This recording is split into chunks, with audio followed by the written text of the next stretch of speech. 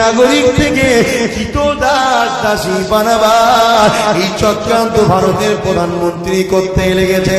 তোদেরকে বন্দি করে নিয়ে ক্যাম্পে নিয়ে যাবে, ডিটেনশন ক্যাম্প। ওই ক্যাম্প মানে জেলখানা, যেখানে তোদেরকে কয়েদি করে রাখবে। ফ্রিতে তো বসে বসে খাওয়াবে না। যে মাঠে তুই চাষ করতি 250-300 টাকা চল্লি দি, ওটা 50টা টাকায় তোকে দেবে। 200 টাকা চালিন বাস্তা লুটে নেবে, তোকে খাটাবে, তোকে গোলাম বানাবে, তোকে কৃতদাস বানাবে। কার উপরে তুই ভরসা করবি? দিদির উপরে ভরসা করলেও ঠকবি, বিজেপি কংগ্রেসের উপরে ভরসা করলেও ঠকবি, আমার উপরে সিপিএমের উপরে ভরসা করলেও ঠকবি।